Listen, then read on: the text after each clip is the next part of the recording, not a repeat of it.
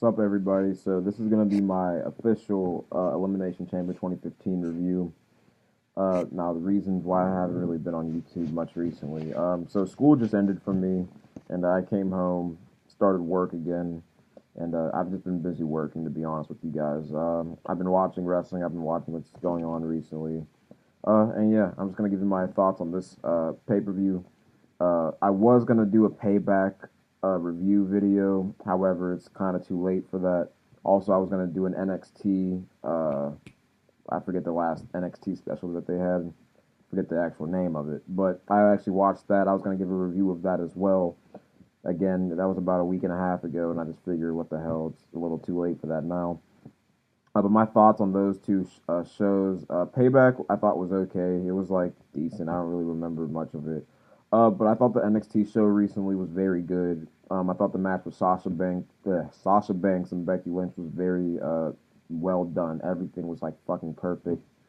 And overall, like the whole show was just pretty good. And those NXT specials that they've been putting on for the past year have been fucking amazing. And eventually I'll do an NXT video, and actually that's gonna be coming very soon, hopefully. But yeah, let me just get into this card. The Chamber pay per view happened last night, and honestly, like, I don't know. Overall, I have mixed thoughts about it. Obviously, like a lot of people do. So let me just get straight into it. I did not watch any of the pre stuff in the show, so I apologize. I can't really comment on the pre show. But anyway, let me just get started on it. First off was the tag team elimination chamber match. We got Tyson Kidd and Cesaro, also known as the Brass Ring Clutch. Primetime players, the Ascension, Los Matadores, Lucha Dragons, and the New Day. And the build up to this match, personally, I fucking hated the build up to this match. Every time, the only reason why I say that is because I feel like this happens a lot with these chamber matches. Actually, if the build's really shit, they'll have the chamber match will happen, and you'll have competitors that look way better than the booking has been for them recently. Case in point, Ascension and Los Matadores in this match, they were both looking, and primetime players actually. All three teams looked decent in this match, and the build up to this match, you wouldn't think that these teams fucking stood a chance against the other three teams. So it's kind of surprising that they let the Ascension and primetime players look so good in the match, considering the build up. But with that said, another theme that I thought was kind of strange with this entire card, mostly the spots in the entire show, I have no problem with. However, the timing with a lot of things and with the entire card, really, well, not including one match, obviously, but the timing for a lot of spots in the show was really off the entire night. I don't know what the hell was wrong. I didn't really like the Corpus Christi crowd. Also, I thought they sucked, to be honest. They have two elimination chamber matches, and I just thought that they were really shitty, shitty crowd. But with that said, let me just actually get on to the actual tag team chamber match. So I'm pretty sure it started out with fuck, I actually forget who it started out with. Oh, the Ascension and I think the Lucha Dragon started it out. Yeah, they did. I thought that the beginning was very good. I thought that the whole match pretty much was solid. I liked that the New Day was able to have three guys in their pods. And, we had people complaining that, two guys wouldn't be able to fit in a pod. And I always thought that the chamber pods were rather big. If Big Show can fit in one and still have room to move around, I'm pretty sure that they could have multiple tag teams in the pods. And people were, talking about the logistics of the match, and it worked out fine logistically. But a couple spots, like with the timing, was off. With the Kalisto climbing to the top of the chamber and falling, timing with that was really off. The same thing goes for El Torito when he tried to do the same type of dive move on the Ascension. Timing like that, just threw the match off a little bit. But honestly, I really enjoyed this match, and here's some reasons why. First off, the Ascension looked very good. They looked like the Ascension from NXT that I watched. I started watching NXT, I don't know, probably like 4 or 5 months ago, probably. I actually don't know, but from what I remember watching, the Ascension was the shit when they were in NXT, and then they brought them up to the main roster and they sucked. Same thing happens with a lot of talent that goes from NXT to the main roster.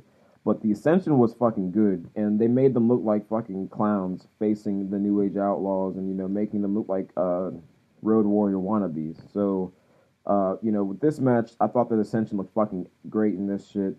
And also primetime players, shout outs to them. Darren Young looked fucking good in this match. Not Tyson Kidd. Titus O'Neil also looked very good. I have no problems with what happened with those two in the match. Only iffy thing that I had, I think it was primetime players or someone got eliminated, and it was just kind of surprising that they got eliminated. I think it was primetime players eliminated Brass Ring Club or something that kind of surprised me a little bit. I would have liked to have the Brass Ring Club, New Day, and obviously the Lucha Dragons in there as the final three teams, but I was totally fine with it otherwise. They got Los Matadores out of there early, and that's the only team that I really don't really care for. And it's not even that I don't care for the two wrestlers. I think it's Primo and Epico still. It's just I don't care for their fucking gimmick. I just wish they'd just be Primo and Epico again. Another thing, shout out to Sin Cara, the new Sin Cara. I forget who actually plays the new Sin Cara. His name escapes me. But he's been doing great in NXT. He hasn't been botching recently. And, Sin Cara looked very good in the match. He had a swanton, or senton, if you like to call that, from one of the pods. So it was very nice. Overall, to give the match about 3.5 stars, to be honest with you. No, it wasn't like one of the greatest chamber matches ever. Like I said, the timing in the match was really off. But it was very enjoyable, an enjoyable opener. It's hard to fuck up a chamber match, and they actually fucked up one in the ending of this pay-per-view. But this match was totally good. I think it happened when the ending came, when Titus O'Neil was giving Big E a backbreaker. I think someone came and gave him a chop block, and Kofi Kingston came in and gave him a Trouble in Paradise for the win. No problems with this whatsoever. And I'll give this match a 3.5 stars. Solid opener. Yeah, it could have been better, but considering the other chamber match that we had, I really wasn't complaining much about that. Next match that we had was Nikki Bella versus Paige versus Naomi in a triple threat match for the Divas title. Personally, I thought that, they gave this match time. And, I'm trying to personally, in my reviews and just me watching women's wrestling in general, when I'm starting to watch NXT and I see the Divas in WWE, I'm starting to, give them their due, give them some credit, and and cut them some slack sometimes because they had time tonight or last night, but just something didn't click in the match. Again, like I said, the timing with a lot of spots were off, and I was kind of I don't know. No, Naomi, I really like with Naomi. I really wish that she would have won the Divas title last night. Actually, I don't really know what they're gonna do with her now. It's kind of fucking pointless. They turned her heel, and now she just keeps on losing title matches. So I don't know if it's ever gonna happen. But a gripe about her that a lot of people have is like she's good in the ring, but when she's in the ring, she'll do a move and she'll get lost or like not know what to do next, and it's like pretty apparent with this match. I feel like, but overall, like they definitely tried to have a decent match with this, and like I'm trying to consider that into the ratings because Divas matches just get shitted on for years. Everybody in IWC shits on the Divas matches. They're the bathroom breaks, and I'm just trying to really look at them objectively, and not even as like Divas matches, just as wrestling matches.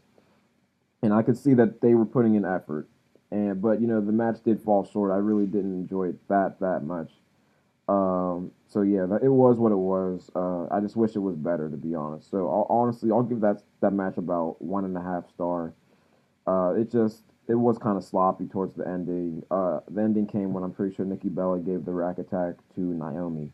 And again, I wish, Nikki Bella's towards the beginning of her reign, actually until recently, she was having a very productive run until they did that bullshit turn when they turned Naomi heel and turned the Bella's faces out of fucking nowhere. That just killed the whole fucking run for me, personally. And Nikki Bella doesn't need the belt anymore. I think Naomi should have won last night, to be honest with you. Paige really doesn't need the belt. She doesn't need to be a 3-time Divas champion in like a little over a year. So that's my thoughts on that match. Now, the next match of the night, obviously the match of the night, was John Cena versus Kevin Owens. Now, speaking on John Cena's open challenge, I've been loving John Cena's open challenge. It's given him, like a new outlook, or it's refreshing to see him in a new role, and also it gives the U.S. title a little bit of prestige. It makes it matter.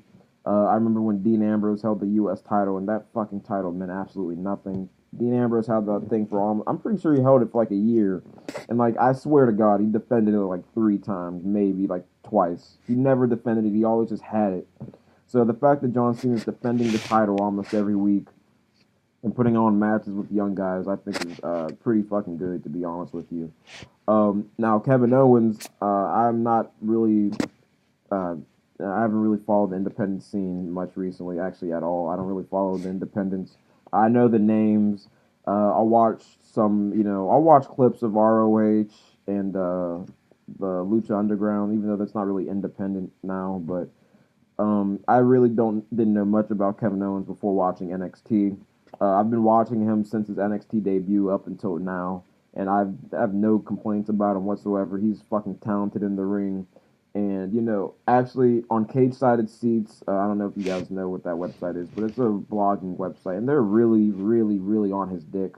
And it's kind of annoying to the point where they're really on his dick, and I just, honestly, I'm kind of, shocked, like, what's so great about this guy? Yeah, I've seen him put on good matches in NXT, but I haven't seen any of his stuff with, any of his old stuff, and I'm sure all of his old stuff is incredible stuff. So when I'm watching this match, I really wanted to see Kevin Owens, Kevin Steen, and I wanted to see him just fucking take it all out, like just lay it all out on the line, and that's exactly what he did. Him and John Cena put on a fucking incredible match, and I don't really have to say it at this point anymore. John Cena is he's a good wrestler. You could say he's a great wrestler, and the reason why I say that is because people are saying, people will probably say down the line that Steen carried John Cena during the match, which I just find bullshit. Cena's put on so many, like 4 or 5-star quality, not 5, I wouldn't say 5-star, but he's put on numerous 4-star quality matches, and you can't be carried that many times and put on that many 4-star quality matches, So, I could watch Kevin Steen and John Cena fight all day. The strikes in the match at the beginning of the match were so damn believable. And, everything was fucking great. The only gripe that people might have is Cena and how he was selling the pop-up power bombs. But in his defense, he's a fucking professional wrestler, and he probably doesn't want to land. He wasn't landing flat on his back. He was landing more so on his arms, on his back, on his lower back. But so he wouldn't have a whiplash effect from the ring. And I'm sure there's gonna be people bitching about that, and it's just like, come on, dude. He wrestles all the time. He was just trying to save himself from injury, obviously. But this match was fucking great. Honestly, the entire show is just worth it alone just to see this match, to be honest. I don't know how I feel about comparing this match to the Royal Rumble triple threat match, because those two matches to me are like match of the year candidates, plus some matches in NXT that I also feel are worthy of being considered for match of the year. But this is up there. This is definitely up there. They fucking pulled out all the stops. They made it seem like Cena was kicking out of everything so many times that when Kevin Owens pulled up the second pop-up powerbomb, I looked at it and I'm just like, nah, there's no way Cena doesn't kick out. And when the ref hit 3, I was fucking stunned. This, to be honest, is a gigantic upset in the WWE. John Cena just put over this guy mad, and Kevin Owens is starting to transition into the main roster, so this is going to be epic. And also they're having a rematch at Money in the Bank, so that's awesome. Hopefully, though, Kevin Owens stays a while in NXT for a little bit longer. NXT is actually coming to Pittsburgh for June 11th at Stage AE, and I cannot wait. I have tickets, and it's going to be fucking sick, and I hope Kevin Owens is there so I can watch him wrestle. But we'll see about that now. Yeah, this match was fucking epic. It's worth buying the network, subscribing to the network alone just to watch the show. And yeah, I'll give this match goddamn. I'll give it 4.25 stars. I'm not sure what I would have rated the Royal Rumble triple threat, but I'll give this match 4.25. That could be slightly underrating it a little bit, and it's just like I really don't know what to rate this. It was a fucking great match, at least 4-star quality match, and it was fucking great. And yeah, I can't wait for the fucking rematch, to be honest.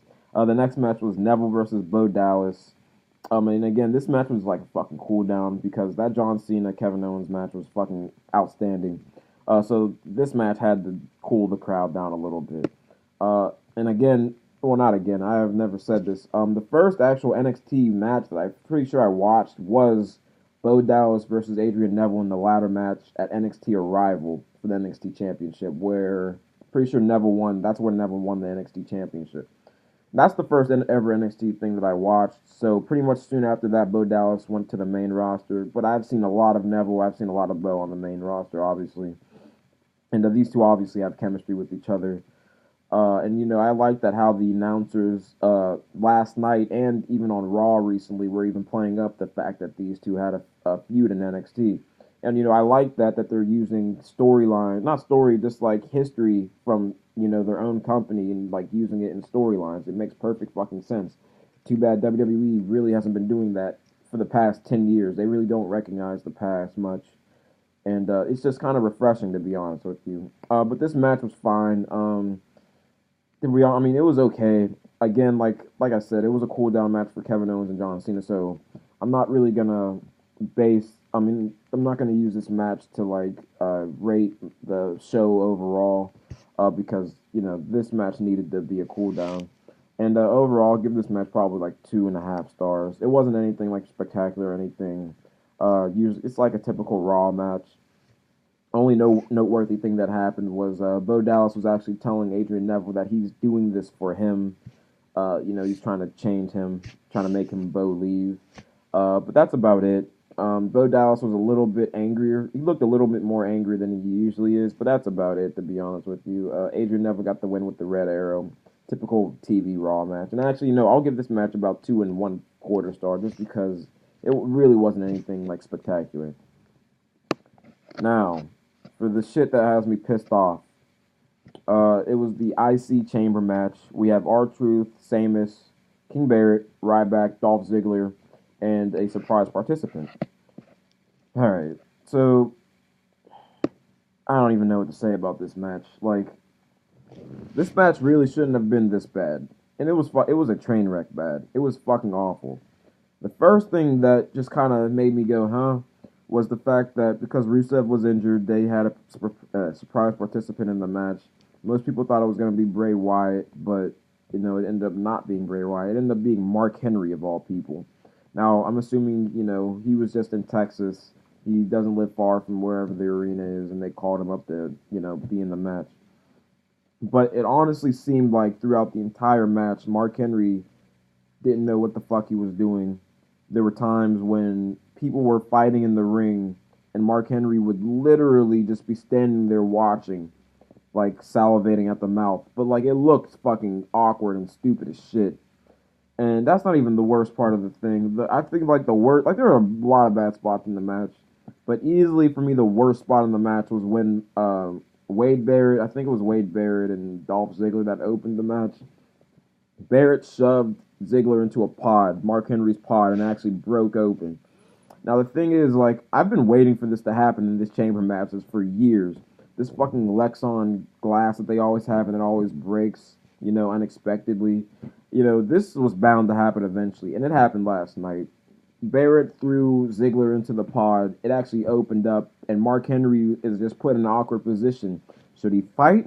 Or should, because it's a no disqualification match, but his pod wasn't opened yet. And not only that, the time was kept ticking, so as soon as Mark Henry came out, which I think he was probably going to be the next person to come out, or I'm not sure what the order was. Maybe R-Truth was out already. Actually, I'm pretty sure he came out first. So, yeah, so Mark Henry came out second. And the time was already ticking, so, like, Mark Henry's came out, and then, like, a minute later, like, Ryback came out because it was only him and Sheamus left. It was just really slow. This match was slow and awkward. Then there was the spot where Sheamus couldn't get out of his pod, which I think was not a fix. I think was a fix. I think they actually meant to do that. But live, it came off really bad because Mark Henry's pod had opened prematurely. So it was like Sheamus's pod is now not opening. So it just, shit was weird. It was wacky world. And I have no problem with Ryback winning this match whatsoever. It came down to Ryback and Sheamus. Actually, the two people that I thought would win this match out of the two. So, I thought, Ryback winning, I don't really have a problem with it.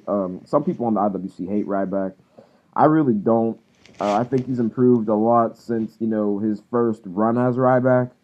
And, he got injured, doing the tag team stuff with Curtis Axel. And, now he's back up to his popularity when he was facing John Cena for the WWE title. And, he always has a bunch of feed me more chants.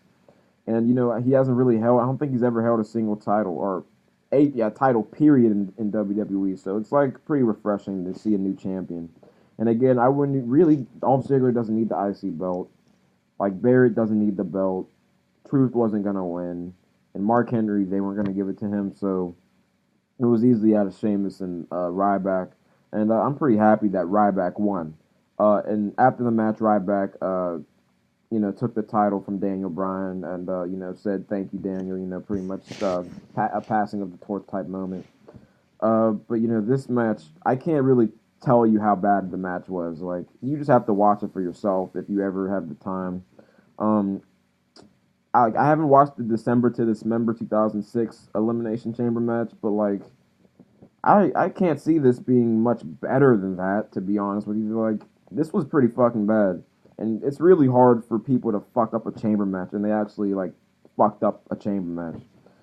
So overall, like, I'll give this like a fucking star and a half. This was bad. It was garbage. I don't know what happened. It was like the guys didn't talk at all during the match. And Barrett fucked up the Mark Henry situation, and it was just a train wreck of a match.